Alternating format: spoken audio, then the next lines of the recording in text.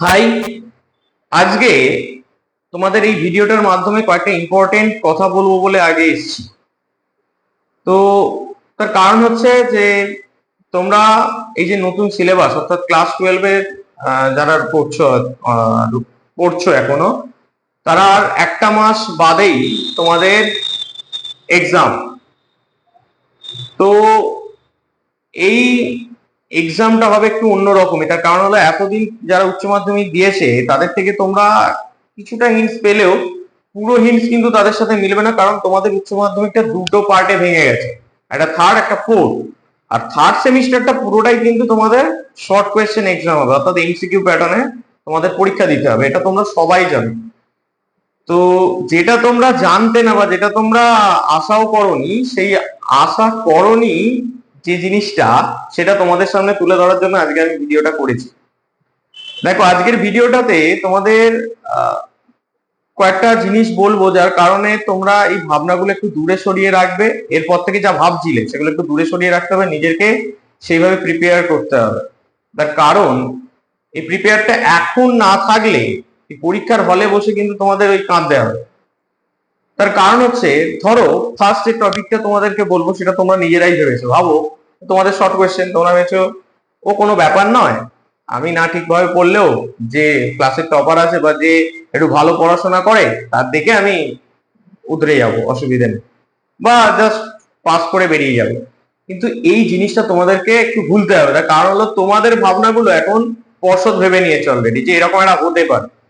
তো সেই জন্য বলি যে এই ভাবনাগুলো তোমরা একটু প্লিজ কাইন্ডলি দূরে সরিয়ে দাও, কারণ তোমাদের জন্য একটা বড় রকমের একটা ইম্পর্টেন্ট অ্যানাউন্সমেন্ট তারা করে দিয়েছে অলরেডি। সেটা হচ্ছে যে কয়েকটা ইম্পর্টেন্ট এমন এমন গাইডলাইন্স দিয়েছে যেগুলো বিশাল হার্ড গাইডলাইন্স। কারণটা কি না, অলরেডি ওনারা বুঝে গেছেন যে একটা হলেতে বসে যখন এক্সাম হবে তখন একটা হল কালেকশন হতে পারে।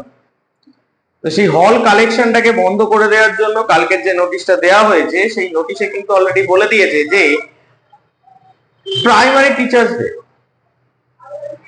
মানে যারা আর কি প্রাইমারিতে টিচারই করে, তাদেরকে এনেও যাতে গার্ড দেওয়া হয়। কারণ কি, ধরো একটা ছোট ঘরে যদি পরীক্ষা হয়, ছোট দুটো স্কুলে তো অনেক রকমের সাইজের ঘর থাকে, ছোট কিছুটা মাঝারি কিছুটা বড়। তো সেই রকম ঘর অনুযায়ী গাইডে মানে যারা গার্ড দেবে আর কি, সেই গার্ড নির্বাচনের ক্ষেত্রেও যে যাতে না কোনো প্রবলেম থাকে সেই গার্ডের ক্ষেত্রে, যে একটা ঘরে 4 জন দরকার, হয়তো স্কুলে দেখা গেল সেখানে টিচারের মানে প্রবলেম থাকার জন্য তারা সেইভাবে গার্ড দিতে পারছে না, মানে হাই স্কুলের হিসাবে। সেই জন্য তারা বলেছে যে প্রাইমারি টিচারদেরকেও যে সেখানে এনে গার্ড দেওয়ানোর জন্য। তো তাহলে বুঝতে পারছো যে একটা ঘরে তোমরা যতটা ভাবছো 2 জন থাকবে কি 3 জন থাকবে, ততটা থাকবে না কিন্তু 3 থেকে 4 জন। আর বড় ঘর হলে 5 থেকে 6 জনও গার্ড দিতে পারে। এটা কিন্তু একটা বড় ব্যাপার তোমাদের জন্য রয়েছে।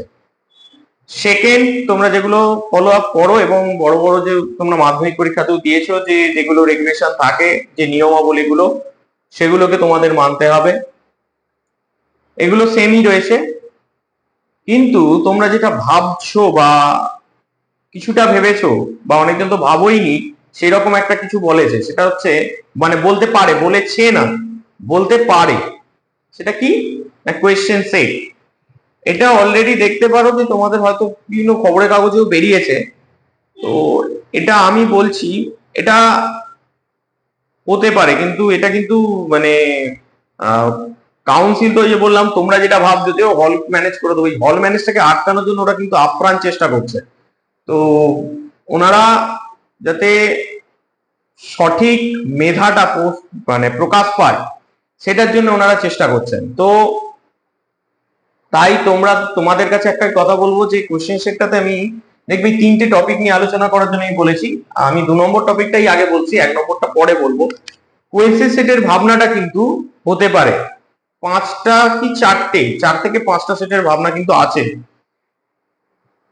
কারণ এই 4 থেকে 5টা সেট হলে হল ম্যানেজটা কিছুটা হলেও রোখা যেতে পারে, মানে আটকে দেয়া যেতে পারে। কি রকম ব্যাপার বলতো, যে ধরো 1 2 3 4 চারটে সেট হয়েছে, চারটে সেটে কি ব্যাপার হয়েছে, ধরো চারটে সেট মানে কোয়েশ্চেন কিন্তু আলাদা হয়নি, কোয়েশ্চেনটা কিন্তু একই রয়েছে, কিন্তু সমস্যাটা হচ্ছে তোমাদের বুঝতে একটু প্রবলেম যাতে না হয়, মানে বুঝতে যাতে প্রবলেম না হয় সেটার জন্য আমি আরো একটু ভালো করে দিচ্ছি। ধরো সেটটা এরকম হবে, ধরো 1 দাগের কোয়েশ্চেন তুমি হয়তো 5 দাগে পেতে পারো, কিংবা 2 দাগের কোয়েশ্চেন কারো কারো সেটেতে 6 দাগের থাকতে পারে, মানে কোয়েশ্চেন একই থাকবে, খালি নাম্বারিং গুলো পাল্টানো থাকতে পারে, এই জিনিসগুলো হবে। তো আমি একটাই কথা বলবো তোমাদেরকে একটু সতর্ক করে দেওয়ার জন্য, যে তোমরা প্লিজ কাইন্ডলি একটু ভালো করে পড়াশোনাটা করো, না হলে কিন্তু তোমরা এই এমসিকিউ প্যাটার্নের যে ব্যাপারটা, তোমরা কিন্তু জানি স্কুলগুলো হয়তো প্রশ্ন করেছে, কিন্তু এইচএস এ কাউন্সিলের যে কোয়েশ্চেন সেটা কিন্তু পুরোটাই মানে অন্য লেভেলের হবে। এবং ওনারা যে প্যাটার্নটা বলেছিলেন যে কিছুটা ভেরি হার্ড, হার্ড, আর কিছুটা ইজি, এরকম প্যাটার্নই কিন্তু কোয়েশ্চেন হবে। আর এমসিকিউ যে প্যাটার্নটা সেটাও তোমরা জানো, শুধু শুধু যে এমসিকিউ 4টে এমসিকিউ এরকমও কিন্তু নয়, বিভিন্ন ধরনের টাইপ অফ এমসিকিউ রয়েছে, সেগুলো ভালো করে প্র্যাকটিস করো। এবং সেই প্র্যাকটিসটা করার আগে তোমাদের যে জিনিসটা করতে হবে সেটা হচ্ছে ভালো করে থিওরিটিক্যাল জায়গাগুলো ভালো করে বুঝতে হবে, না হলে কিন্তু তুমি এমসিকিউ পারবে না। কারণ এমসিকিউ শুধু এমসিকিউ বলে কোনোদিনই এমসিকিউ পারবে না, কিন্তু তোমরা যদি ভালো করে বিভিন্ন বই, যে সমস্ত বই রয়েছে সেগুলো যদি ভালো করে থিওরি গুলো ভালো করে পড়ো খুঁটিয়ে, তবেই কিন্তু এমসিকিউটা পারবে, না হলে কিন্তু বুঝতে পারছো না যে কি প্রচন্ড পরিমাণে টাফ কোয়েশ্চেন হতে পারে। এবার কেন, কার কাছে টাফ কার কাছে টাফ না, যারা ভালো করে খুঁটিয়ে পড়ছে তাদের কাছে টাফ হবে না, যারা পড়ছে না তাদের কিন্তু টাফ হতে পারে। তো এতটাও ইজি ভেবো না। আর কোয়েশ্চেন সেটের ব্যাপারটা বললাম, সিটিং অ্যারেঞ্জমেন্ট অর্থাৎ সিটিং ফরম্যাটটা এরকম হতে পারে, যে যেটা বলছে যে এস ফরম্যাট, মানে ধরো একটা বেঞ্চের ডান দিক থেকে আরম্ভ হলো 1 2 3 4 5 6 এইভাবে যাবে আর কি। তো এস ফরম্যাট তোমরা জানো, অতটাও বোঝাতে লাগবে না, বা যদি না জানো আমি বলে দিলাম তবুও। তো ধরো চারটে সেট হয়েছে, এভাবে যেতে পারে 1 নম্বর সেট, 2 নম্বর সেট, 3 নম্বর সেট, 4 নম্বর সেট, এইভাবে সিটিং অ্যারেঞ্জমেন্টটা হতে পারে একটা। তো মানে সেট গুলো এরকম যদি সেট হয়, এখনো সেট কিন্তু ঘোষিত হয়নি, এগুলো পুরো অ্যাজাম্পশনের উপর ধারণা নিয়ে আমরা বলতে পারছি যে হতে পারে, একটা চান্স আছে, কারণ অলরেডি কাউন্সিল কিন্তু এই ভাবনাটা ভেবেছে। তো মানে ভেবেছে মানে একটু আঁচ পড়েছে। তো এই জায়গাগুলো একটা হতে পারে যে এইরকম ভাবে। তবে যেটা মেন 1 নম্বরে রাখার এই কারণেই রেখেছি এই ওএমআর শিটের ব্যাপারটা, তার কারণ হচ্ছে এই ওএমআর শিটের ভাবনাটা তোমরা কিন্তু আগে থেকে জানতে না। এই ওএমআর শিট মূলত বিভিন্ন ধরনের যে সরকারি চাকরি বা বিভিন্ন ক্ষেত্রে যে চাকরির এক্সাম গুলো হয়, রিক্রুটমেন্ট হয়, সেখানে কিন্তু দেওয়া হয়ে থাকে। ওএমআর শিট তোমরা যখন পরীক্ষার হলে পাবে, ভালো করে ওটা ওএমআর শিটের পেছন দিকে 1 পাতা কি 2 পাতা জুড়ে, সম্ভবত 1 পাতায় পেছনের পিঠটাতেই থাকে, ওখানে কিছু গাইডলাইন্স লেখা থাকবে, সেই গাইডলাইন গুলো ভালো করে পড়ে নেবে ভালো করে। আমি তাও বলে দিচ্ছি কি কি গাইডলাইন একটু মানবে, সেটা হলো ভালো করে ওএমআর শিটের ফর্মটা যখন ফিল আপ করবে, ওএমআর শিটটা ফিল আপ করবে, সেই শিটটা ফিল আপ করার সময় যেটা বুঝতে পারবে না, যারা গার্ড দেবে অর্থাৎ যারা ইনভিজিলেটর আছে তাদেরকে কিন্তু জিজ্ঞাসা করে নেবে, কারণ ওএমআর শিটে কোনো কাটাকুটি করবে না। তারপর মানে সব থেকে ভালো হয় পেন্সিল দিয়ে প্রথমে তোমরা আগে জিনিসটাকে লিখে নেবে, লিখে নিয়ে একবার ইনভিজিলেটর যিনি থাকবেন অর্থাৎ যিনি গার্ড দেবেন আর কি, তো তাকে একবার জিনিসটা দেখিয়ে নেবে যে আমি ঠিকঠাক করেছি কিনা। আর এইগুলো কিন্তু সতর্কতামূলক যে জায়গা, সেগুলো কিন্তু মাথায় রাখবে। সেকেন্ড যে জায়গাটা বলবো সেটা হলো যে চেষ্টা করবে মানে ওএমআর শিট ফিল আপ করার মানে যতটুকু জানা আছে সেটা হলো ব্ল্যাক বল পেন ইউজ করতে হয়। তো আমি বলবো ব্ল্যাক বল পেন দিয়ে ইউজ করো, কারণ এটাই হলো মানে OMR sheet form fill up, মানে ওএমআর শিটটা ফিল আপ করার একটা মাধ্যম, মানে যে ব্ল্যাক বল পেন, অন্য কোনো কালি ইউজ করাটা উচিত হবে না। মানে এটা বিভিন্ন যে সমস্ত চাকরির পরীক্ষা হয় আর কি, সেখানেও বলা থাকে যে ব্ল্যাক বল পেন ইউজ করার জন্য ওএমআর শিট ফিল আপ করতে গেলে। তারপরে যে জিনিসটা বলবো সেটা হচ্ছে যখন মানে ওএমআর শিটটা ফিল আপ করবে আর কি, সেই ওএমআর শিটটা ফিল আপ করার সময় যেন এটা মাথায় থাকে যে আমি কিন্তু কাটাকুটি করতে পারবো না। মানে একটা ধরো অপশনে তুমি দিয়ে দিলে, পরক্ষণেই ভাবলে যে না ওটা হবে না, পরেরটা হবে, ব্যাস আর কিছু তোমার কিছু করার নেই। কারণ একবারই তুমি কিন্তু একের দাগের ধরো এবিসিডির মধ্যে তুমি ভুলবশত বি অপশনটা তুমি গোল দাগ দিয়ে দিয়েছো, তো সেই ক্ষেত্রে কিন্তু তুমি এই বি অপশনটা দাগ দেওয়ার পরে তুমি ভাবছো না ওটা বি হবে না সি হবে, তাহলে কিন্তু আর তুমি পারবে না, কারণ নেবে না। কারণ ওএমআর শিটের যে ব্যাপারটা সেটা হলো চেকিংটা হয় সম্ভবত মূলত যেটা হয়ে থাকে যেটা হলো সফটওয়্যারের মাধ্যমে, একটা অ্যাপ্লিকেশন সফটওয়্যারের মাধ্যম দিয়ে ওটা রেজাল্ট আউট হয়, মানে চেকিং হয় আর ওএমআর শিট চেকিংটা হয় একটা সফটওয়্যারের মাধ্যমে। তো সেই জন্যে ওটা ওভাবে নেবে না, কারণ ওটাতে ও সফটওয়্যারের মধ্যে লোড করাই আছে যে একটা কোশ্চেনের জন্য একটাই দাগ, সিঙ্গেল দাগ। তো সেটা একটা ম্যাটার। গোলটা যখন করবে সেটা খুবই সতর্কতামূলক ভাবে গোলটা করতে হবে। মানে এই তুমি যা হোক মা হোক করে একটা গোল করে দিলে যাই হোক ভাবে, তাও তাও কিন্তু করতে পারবে না। গোলটা যখন করবে ভরাট করবে, কোনোভাবে যেন লাল দাগের বাইরে না যায় ওএমআর শিটে। তো আমি পরে একটা ছোট্ট ভিডিওর মাধ্যম দিয়ে, শর্ট ভিডিওর মাধ্যম দিয়ে দেখিয়ে দেবো যে গোল দাগটা কিভাবে কি করবে, কতটা ভালোভাবে করতে হবে না হবে, এটা ছোট্ট ভিডিওর মাধ্যমে দেখিয়ে দিলে তোমরা পারবে। আর 11-এ তো দিয়ে এসছই, কিন্তু 12টা কেন বলছি বারবার যে এটা কাউন্সিলের কোয়েশ্চেনও যেমন টাফ হবে, এইগুলো কিন্তু খুব ভালোভাবে দেখা হবে। তো অলরেডি তোমরা জেনে গেছো যে ওএমআর শিট তোমরা যেটা ফিল আপ করবে সেটাও আপলোড করে দেওয়া হবে ওয়েবসাইটে, সেটাও তোমরা দেখে নিতে পারবে। তোমাদের অ্যান্সার রেজাল্ট বেরোনোর আগেই তোমরা তোমাদের রেজাল্ট নিজেরাই দেখে নিয়ে বুঝতে পারবে যে কতটা নাম্বার পেতে পারো। এই জিনিসগুলোও তোমরা জেনেছো যেটা হতে পারে।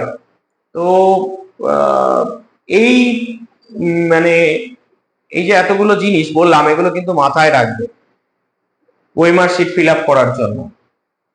আর যদি রাফের জায়গা পড়ে, বিশেষ করে অ্যাকাউন্টেন্সি বা ইকোনমিক্স এর যে সমস্ত কস্টিং ট্যাক্সেশন, এই সমস্ত ক্ষেত্রে যে ম্যাথমেটিক্যাল প্রবলেম তোমাদের দেবে, সেগুলো কিন্তু খুব মানে সতর্কতা ভাবে করবে, এবং সেটা কিন্তু কোনোভাবে ওএমআর শিটে যেন করতে যেও না, কারণ ওএমআর শিটে কোনো দাগ লাগতে দিলে হবে না, এটা কিন্তু মাথায় রাখবে। কোনো এক্সট্রা দাগ কোনো যেন না থাকে। আর তোমরা যে রাফটা করবে সেটা কোয়েশ্চেন যে সেটটা দেবে, সেই কোয়েশ্চেন সেটের পেছন দিকে দুটো পাতা দেয়া থাকবে, সেখানে তোমরা করতে পারো। আমি একটা অ্যাডভাইস দেবো যে তোমরা পেন্সিলে করবে, কারণ ধরো অনেক কিছু দিলে তো করতে হবে, ধরো দুটো পেজের মধ্যে হলো না, তো পেন্সিল দিয়ে করে মুছে দিয়ে আবার তোমরা করতে পারো, এটা একটা ব্যাপার। তো এই ছিল মোটামুটি ইম্পর্টেন্ট গাইডলাইন্স গুলো, এইগুলো একটু মানবে। আর চেষ্টা করো, এখন থেকে বারবার ধরে বলছি যে জিনিসটা, যে নিজেকে কিছু করতে মানে নিজে করো, মানে অন্যের ভরসায় পরীক্ষা দিতে যেও না। কারণ আজকে যদি তুমি অন্যের ভরসা করো, কালকে তোমাকেই পিছিয়ে যেতে হবে। তার কারণ হচ্ছে কালকে আর ওএমআর থাকবে না তোমার সামনে, ব্রড এসে হাজির হবে, তখন তোমাকে তো লিখতে হবে তোমার মতন। তা তুমি যদি আজকে যে হল ম্যানেজ করবো এইসব চিন্তা ভাবনা কোনো আনো, তাহলে কিন্তু তুমি সেই জায়গায় কিন্তু সফলতা পাবে না। আজকে তোমরা জানো কিনা আমি জানি না, ম্যাথমেটিক্স এর পরীক্ষা, যেটুকু আমার হয়তো ম্যাথমেটিক্স নিয়ে আলোচনা করার জায়গা নয়, আমি তবুও বলছি, ম্যাথমেটিক্স পরীক্ষায় যারা 11-এ দিয়েছে আর কি, ক্লাস 11 পরীক্ষা, তারা তাদের দেখা যাচ্ছে ক্লাস ফার্স্ট সেমিস্টারেতে তারা প্রচুর নাম্বার পেয়েছে, কিন্তু সেকেন্ড সেমিস্টারে গিয়ে আর নাম্বার তুলতে পারেনি, কারণ ওটাই হলো হল ম্যানেজ। এই হল ম্যানেজের জায়গাটা তোমাদেরকে একটু মাথা থেকে বার করতে হবে। কারণ কি, তোমরা একটু পড়ো, পড়ার জন্যই তোমাদেরকে বইগুলো আছে, যে বইগুলো যে আছে সেই বইগুলো ভালো করে পড়ো, কনসেপ্ট ক্লিয়ার করো। মেন কথা হলো কনসেপ্টটা না ক্লিয়ার করতে পারলে তোমরা অ্যান্সার দিতেই পারবে না। কিছু ধরো এমসিকিউ আছে বইয়ের লাইন তুলে, আর কিছু এমসিকিউ আছে কনসেপ্ট থেকে। বেসিক্যালি ইকোনমিক্স এর কথায় যদি আসি, বই থেকে থাকবে, কিন্তু বেসিক্যালি কোয়েশ্চেন গুলো ইকোনমিক্স এ যেটা হয় সেটা হলো পুরোটাই ধরো একটা মানে কনসেপ্ট থেকে, কনসেপচুয়াল কোয়েশ্চেন। তো সেই কনসেপ্ট যদি তোমার কাছে না থাকে তুমি দিতে পারবে না। আর তুমি হল ম্যানেজ করা, আবার ওই বারবার হল ম্যানেজের কথাটা কেন বলছি, এই হল ম্যানেজ করার ব্যাপারটা তোমরা কাইন্ডলি ছাড়ো। কারণ হচ্ছে তোমাদের মেন কথা এটা এইচএস, এই নাম্বারটা কিন্তু অনেক জায়গায় ভ্যারি করবে, প্রচুর জায়গায় ভ্যারি করবে, প্রচুর। তো তুমি আর একটা ব্যাপার, তুমি যার উপর ভরসা করে যাচ্ছ সেও তো, তুমি জানলে কি করে যে সে সঠিক অ্যান্সারটাই দেবে? টপার বলে, টপারও তো ভুল করতে পারে, কারণ সে একজন মানুষ, মানুষ মাত্রই ভুল হয়, টপারও ভুল করতে পারে। এবার তুমি যদি নিজের প্রতি ভরসা রেখে তুমি যদি অ্যান্সারটা দাও, দেখবে এরকম হয় যে ক্লাসের খুব মেধাবী স্টুডেন্ট, সে একটা জায়গায় অ্যান্সার দিয়েছে, তুমি একটা জায়গায় ভেবে অ্যান্সার দিয়েছো, দেখা যাচ্ছে সে ভুল করেছে, তুমি ঠিক করেছো। এরকম হয়েছে অনেক ক্ষেত্রে, এরকম অনেক প্রুফ পাওয়া যায়। তাই তুমি চেষ্টা করো, তুমি তুমি কতটা করতে পারছো তোমার ওপর পুরোটাই ডিপেন্ডেন্ট হও, নিজের ওপর। আমি এটুকু বারবার বলবো যে তুমি নিজের ওপর ডিপেন্ডেন্ট হও, পরের ওপর হয়েও না, হলে কিন্তু তোমাকে পস্তাতে হবে। এই জায়গাগুলো জোর দিচ্ছে কারণ তোমাদের সামনে একটা নতুন ধরনের এক্সাম, আর তোমাদের সামনে এই নাম্বারটা, এইচএসএর নাম্বার যেটা হবে, টোটাল নাম্বার, সেখানে কিন্তু ইনক্লুড হবে। এইগুলো কিন্তু একটু মাথায় রাখো কাইন্ডলি, না হলে কিন্তু তোমাদের এই একটা ছোট্ট এই থার্ড সেমিস্টারের ভুলের জন্য কিন্তু পুরো যে পরের যে তুমি যে ধরো তুমি বিকম করো বা যে কোনো ডিগ্রি করো না কেন, এই নাম্বারটা কিন্তু লাগবে, এবং এই নাম্বারটা যদি কোনোভাবে ডাউন হয়ে যায় তাহলে কিন্তু তুমি আর ওই জায়গায় কিন্তু মানে ভর্তি হতে পারবে না। আর পরবর্তী ক্ষেত্রে ধরো তুমি নিজেও জানো না, এখন যেমন ধরো তোমরা, আমরা হয়তো অনেকেই জানতাম না যে মাধ্যমিক লেভেলের রেজাল্টটা কি বলবো, একটা বড় চাকরির ক্ষেত্রে এতটা গুরুত্বপূর্ণ হয়ে উঠবে। আমরা তাহলে যদি আমরা এখন জেনে থাকি যে মাধ্যমিকের রেজাল্টটা এত বড় ভ্যারি করছে, তোমাদের একটা দিচ্ছে, আমি কথাটা বলছি, আমি এই কথার পরিপ্রেক্ষিতে বলছি যে মাধ্যমিকের পরীক্ষাটা এখন প্রচুর দাম হয়ে গেছে, মাধ্যমিকের যে পরীক্ষার রেজাল্টটাও এখন প্রচুর দামি হয়ে গেছে। কারণ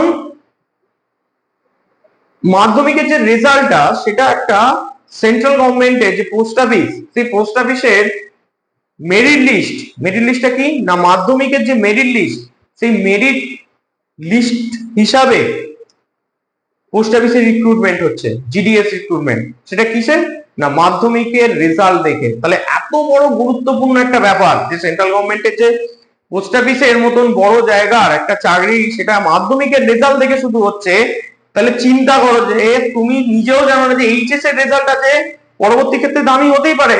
এখন গভর্নমেন্টের মানে সরকারের মনের মধ্যে তুমি কি আছে তুমি তো জানতে পারছো না।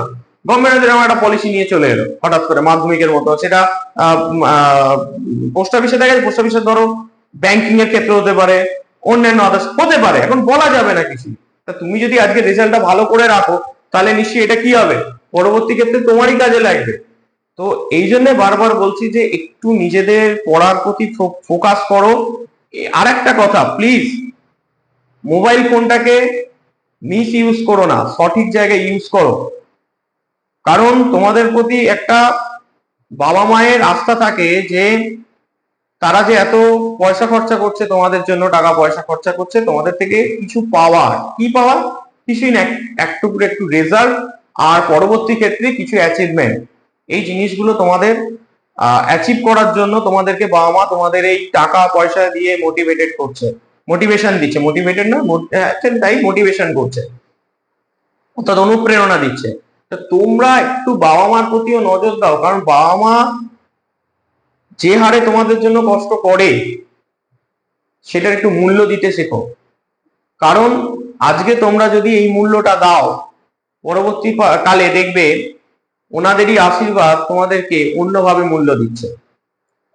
তো কাইন্ডলি চেষ্টা করো যে একটু নিজেদের পড়ার প্রতি প্লিজ ফোকাস দাও, একটু ফোনটাকে দূরে সরাও, কারণ সামনে আর এখন তোমাদের ভেরি ভাইটাল টাইম, যে এই যে টাইমিংটা রয়েছে, যে এখন একটা মাস, এই টাইম অনেক সিলেবাস হিউজ, অনেক কিছু রয়েছে, ভালো করে খুঁটিয়ে পড়া, বিভিন্ন বই প্র্যাকটিস করা, এগুলো কিন্তু না করলে তোমরা কিন্তু পারবে না। আর সর্বোপরি যে জিনিসটা, নিজেকে পরীক্ষা করো যে আমি কতটা পেরেছি। ধরো আমি জাস্ট একটা ছোট টিপস দিচ্ছি, যে তোমার বাড়িতে মা থাকে, মা ধরো যখন আসে, তখন তুমি কি করলে, যে বিভিন্ন ধরো বইয়ের পড়াগুলো পড়লে, পড়ার পর নিজে শর্ট কোশ্চেন গুলো ভালো করে পড়ে নিলে, যে বইয়ের যে এক্সারসাইজে থাকে না শর্ট কোশ্চেন গুলো, সেগুলো তো পড়ে নিলে, পড়ে নিয়ে তোমার মাকে ধরতে দাও। এটা একটা বড় জায়গা তুমি মানে বিশাল কনফিডেন্স পাবে তুমি, কারণ তুমি ধরো পড়ছো, পড়ে মনে করছো আমার পড়াটা হয়ে গেছে। ধরো যখন কোনো আমরা যারা পড়াই আর কি, তারা যখন পড়াটা দিই বাড়িতে, তোমরা পড়ে আসার পর আমরা যখন পড়াটা ধরি, তোমরা কিন্তু ঠিকঠাক উত্তর দিতে পারো না, এবং সেটাও কনফিডেন্সের অভাবের কারণে। তো আমি এই কারণেই বলবো যে তোমরা প্লিজ কনফিডেন্সটাকে ফিরিয়ে আনো, আর কনফিডেন্সটাকে একদম হার্ড করে তোলো। সেটা একমাত্র তুমি আর তোমার বাড়ির মায়ের যৌথ প্রয়াসই কিন্তু বেসিক্যালি তোমার সম্ভবটা হবে এই ভেরি হার্ড কনফিডেন্স হওয়াটা।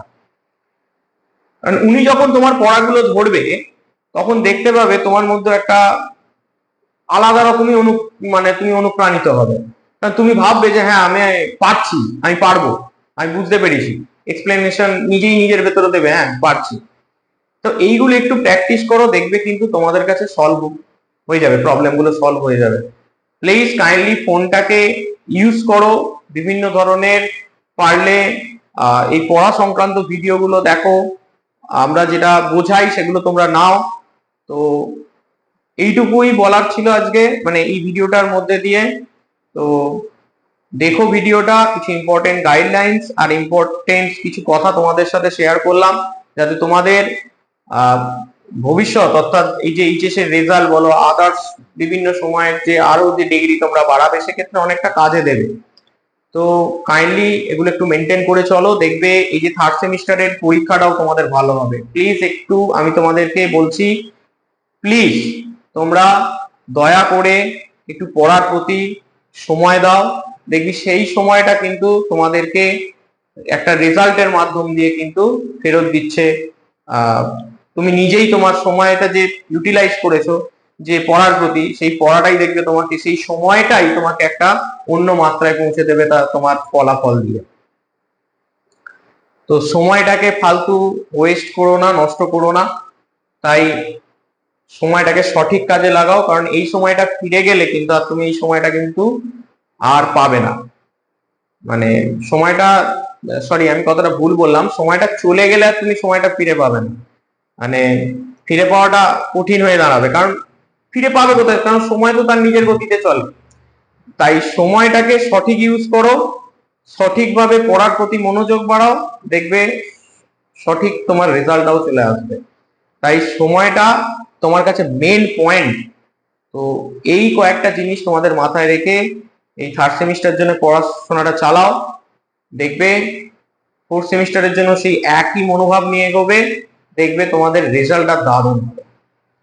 তো আজকে এই অবধি, পরের ভিডিওতে আবার দেখা হচ্ছে।